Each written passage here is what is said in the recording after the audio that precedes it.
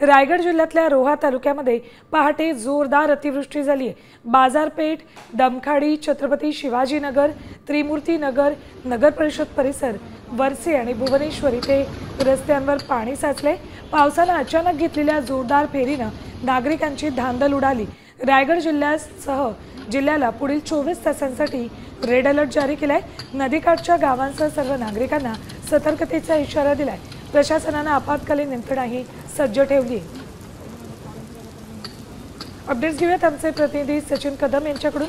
सचिन, पहाटेपासून पावसाचा जोर वाढलाय, आताही पाऊस सुरू आहे का, काय परिस्थिती आहे? रायगडमध्ये आपण जर का पाहिलं तर काल रात्रीपासून पावसाचा जोर आहे तो वाढलेला आहे आणि सकाळी नंतर हा जोर आहे तो अधिकच वाढलेला दिसतोय आपल्याला।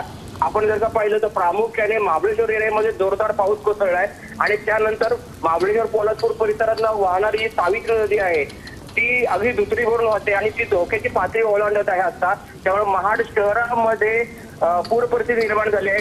तशीच काहीची अवस्था आहे ती रोह्यामध्ये देखील आहे। रोह्यामधनं वाढणारी कुंडलिका नदी आहे ती देखील धोका पातळीवरनं वाहत आहे।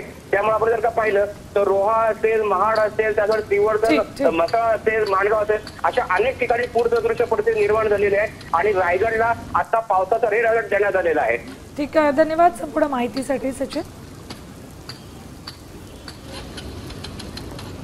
तर रोहामध्ये अतिवृष्टी सुरू आहे, रायगडला रेड अलर्ट देण्यात आलेला आहे। पुढचे 24 तास अत्यंत महत्त्वाचे आहेत रायगड जिल्ह्यासाठी।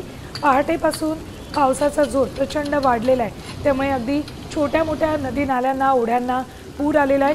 अजूनही अतिवृष्टी या भागामध्ये सुरू आहे, त्यामुळे आपत्कालीन यंत्रणाही प्रशासनाने सज्ज ठेवलेल्या आहे।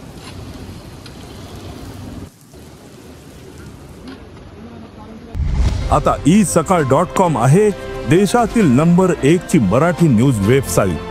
प्रत्येक अपडेटसाठी isakal.com ला नक्की भेट द्या।